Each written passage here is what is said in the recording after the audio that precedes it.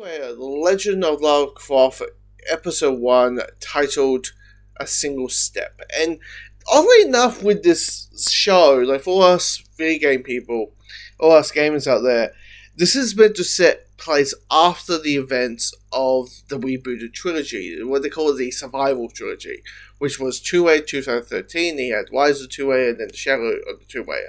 This is meant to take place after that. But the weird thing about it is that watching this episode, I was like, really? This whole episode is about the events that happened in the first game.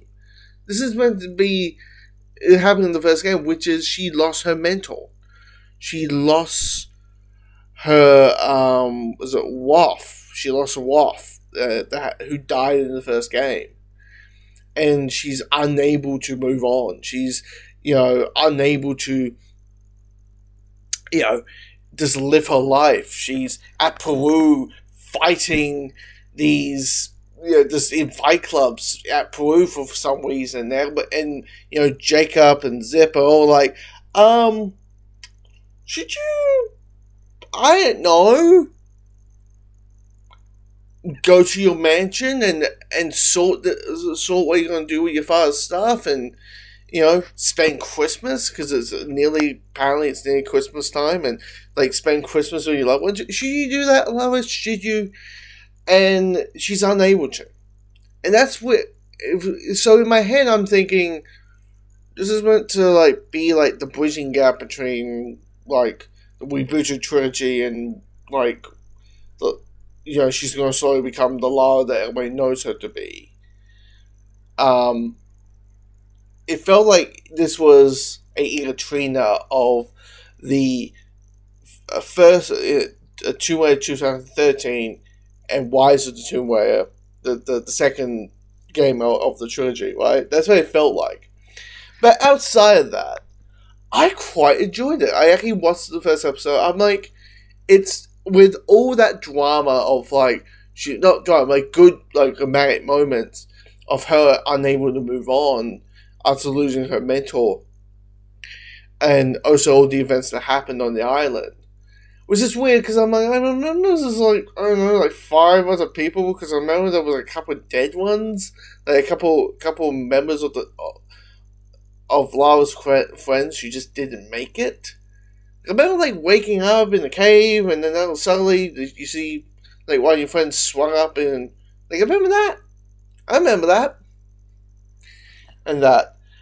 But it has all the things you want for a Lara Croft thing. It's setting out the groundwork. Okay, here's the artifact that we are going to be looking for. This artifact that Lara found along with Waff. All the way 10 years ago in Chile.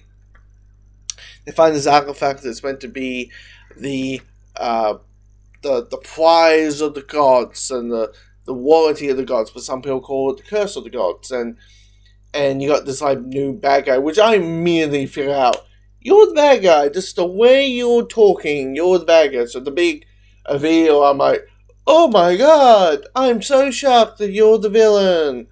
Oh, please, I'm so surprised. But outside of that, and they want something from it. They want to, at this point, it's villain wants this. Goes to the Cross Mansion, steals the artifact. You have this really good action sequence, which is kind of reminds me of Skyfall a little bit, how the opening sequence of Skyfall was fist, card chase that turns to a fist fight that turns to another card chase. It kind of reminds me of that, which you had a fist fight, card chase, a motorbike chase in a span of a couple of minutes. I'm like, hey, this is quite creative. Which is kind of also the first 10 minutes of the episode, where it's just boom, boom, boom, boom, boom, different sorts of situations.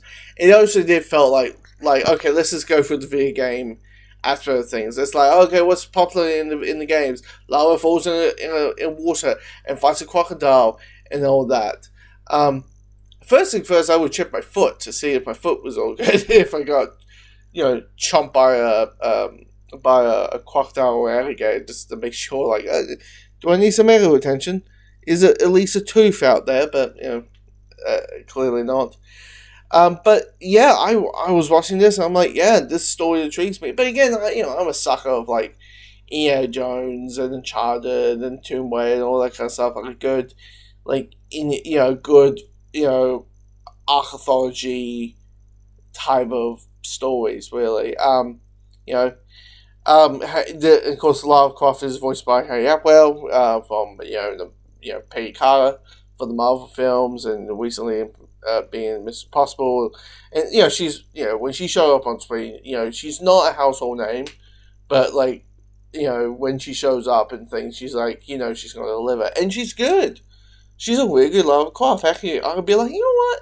If they ever want to do like a Lara Croft show, or reboot the franchise again as a movie or a show in live action, I would go for Lara Croft, her as Lara Croft just in general. But no, like apparently, sorry, I'm just looking at the description. This is meant to bridge the gap between that rebooted trilogy and the original series or games. And clearly, I think they hinted that they're working on the new entry. So you don't know. She might be the new voice of Lara, or we know. Maybe it's like hinting it to us. But anyway, comment below what you thought of the first episode of A Legend of Lara Croft.